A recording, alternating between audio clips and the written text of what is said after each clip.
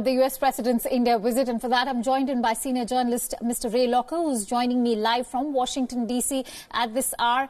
Mr. Locker, a very good morning to you. Now, you know, everybody's asking this big question after yesterday's pageantry and spectacle, which certainly the US President seems to love. But will yesterday's bonhomie that was displayed at Namaste Trump actually translate into more tangible deals today? Well, I don't know about the specifics of the deals, but if there's a way to get, it's by showing him a good time and lots of adulation. And obviously, the events of yesterday accomplished that. I mean, a giant filled stadium, people lining the streets on the way to the stadium. He loved that. Who wouldn't love that? And I think when you're treated well, you're favorably disposed to the people who treat you well, and maybe that carries over into whatever kind of negotiations start today. Right. Mr. Locker, the pending trade deal has dominated headlines in India. What are the potential pitfalls that have led to its procrastination? Of course, this being an election year for the U.S. President being one important factor. Yeah, an election year obviously takes a president's attention off of foreign policy, but it also, when you're looking to burnish your image, foreign policy is a good thing. So if you're a president who has a low approval rating, as Donald Trump has, you know, video of you in front of a adoring crowd really help you. You know, you look back to 1972 when President Richard Nixon had his share of political troubles. His trips to China and the Soviet Union really helped raise his image, and he won by a massive landslide. Now, I'm not saying that could happen again this time, but it never hurts. And so, you know, I think that's what we're looking at this year.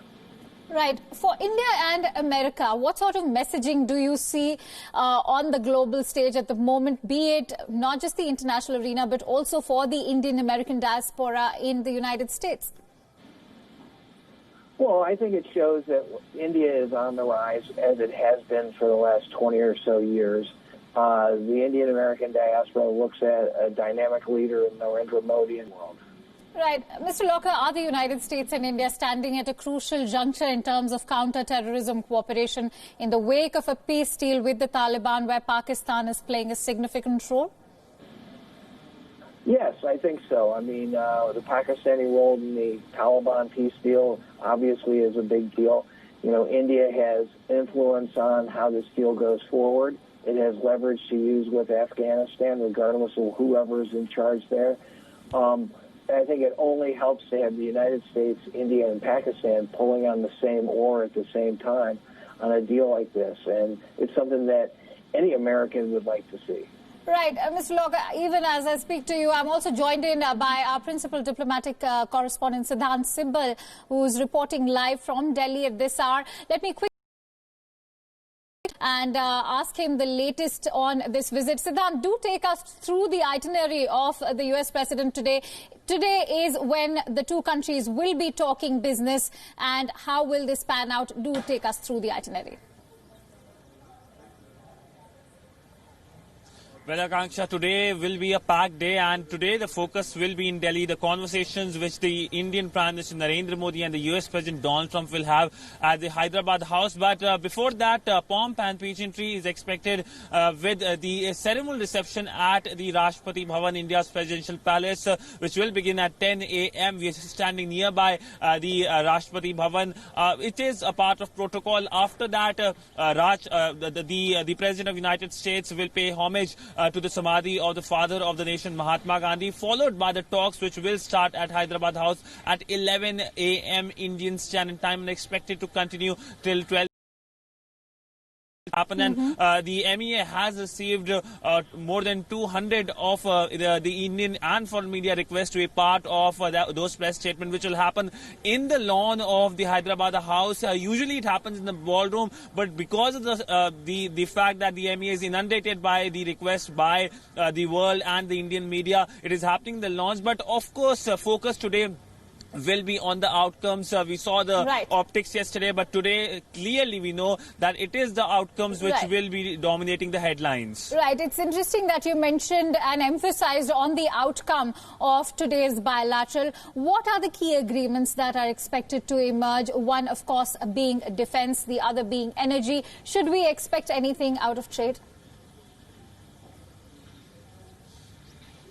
Well, energy and defense are expected. In fact, the U.S. President Donald Trump, in his speech at the in Ahmedabad, publicly talked about defense. But other than that, do we expect MOUs in trade facilitation, in healthcare sector? These are the other sectors which are being talked about.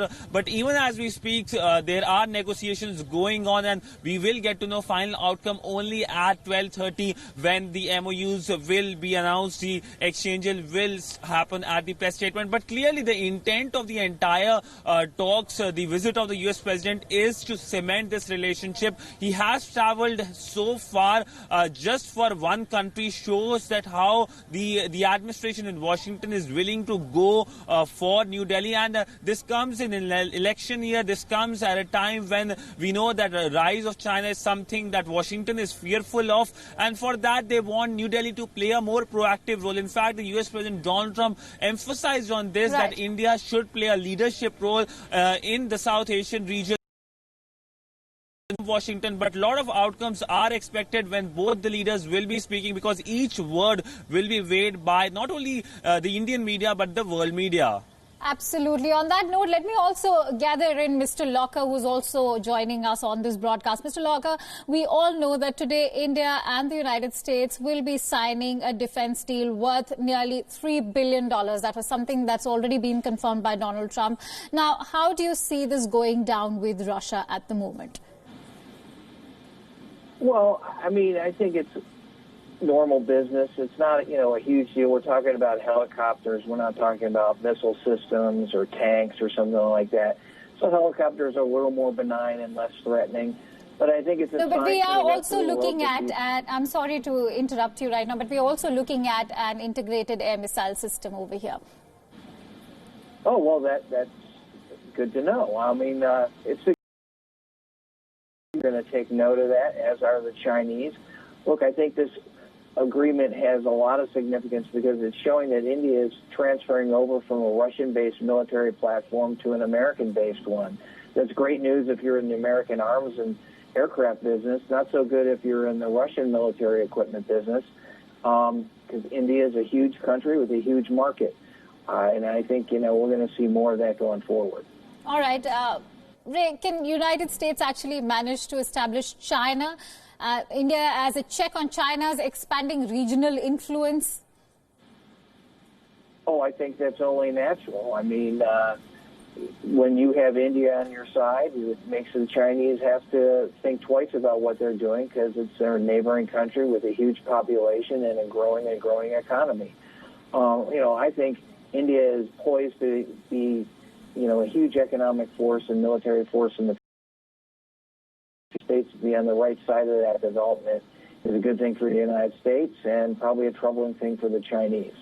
Right. Mr. Locker, even as the United States president arrived in Delhi, he also showered praises on India for its plurality, also showered praises on Prime Minister Modi. But it's ironical that parts of the national capital have been witnessing violence over the Citizenship Amendment Act. Do you expect today's situation or the issue of NRC and Kashmir to become a talking point at the bilateral? I mean, I'm sure there will be some people who will talk about it, but I don't think it's foremost in the mind of President Trump. He has not said much about it in the past. I don't think he's going to want to bring it up now. I mean, particularly when things have gone so well during this visit. He's not by nature confrontational in person. He may do things via Twitter, but a lot of times when he's face-to-face with a foreign leader, I mean, we see that with Russian President Putin, and issues of election interference. President Trump really hasn't dealt with that. In fact, during a press availability a couple of years ago, went out of his way to take Putin's side against the U.S. intelligence community. So I doubt he's going to do anything tomorrow or today, in your case, with Prime Minister Modi about Kashmir or the citizenship bill. Right. Last but not the least, how has the American press reacted to President Trump's visit to India? It's getting some attention. There are pictures out there of him at the Taj Mahal and in the cricket stadium. Look, I think most American journalists are pretty cynical or skeptical about many of the things President Trump has said and done. He's been caught in lies multiple times, multiple thousands of times. But you can see for yourself, there are people there who, how much of that is genuine, how much of that is orchestrated by the Indian government remains to be seen. But, it's a good look for President Trump. There's no negative, outcome from what's happened so far. I'd say the big question is that joint press availability with Prime Minister Modi. That's traditionally been where President Trump gets in trouble in the past when he says things in response to questions. And I think his advisors and, are worried about that. And I think the rest of the U.S. media will be watching for something to come out of that availability. Absolutely. It'll be interesting to see how the messaging works for India and the United States. And on that note, let me actually take my last question from Siddhant. Siddhant, yesterday's pageantry, of course, has left an indelible impact on India and the United States. But will that sort of bonhomie actually help India and United States overcome those substantive hurdles that both the countries are countering at the moment, especially when it comes trade deal, even the issue of Pakistan when it comes to signing the peace deal with the Taliban?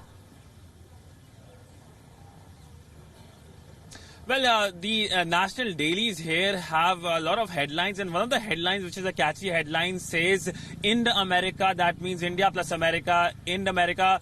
In the past, we have heard terms like Chin-America, that is America plus China, but it seems that a new phrase will be soon in the lexicon here. But clearly, with what happened yesterday, do expect the relationship to cement more, because it is a public acknowledgement by Washington about the closeness it wants to have with New Delhi. And we saw tweets by the US President Donald Trump, a number of tweets in Hindi that shows that how they want to have this optics as well, the optics of growing closeness between both the countries. And this is something that is bound to make Beijing very uncomfortable. Set aside, we know that both the leaders have invested a lot in this relationship, personally invested a lot in this relationship. We saw the hugs yesterday, we saw the handshakes yesterday, and do expect the repetition of the hugs and the handshakes today as well, starting from the Rashtrapati Bhavan, where I am standing nearby to the Rashtrapati Bhavan, and of course at the press statements. And also do expect the body language to be very, very warm towards each other from the hug both the leaders had first time in White House. The warmth that they share actually translates into deliverables, and for that we will of course keep close tabs to take place. For now, thank you so much, Siddhant Sibal and Mr. Ray Locker, for joining us on this broadcast and sharing your views.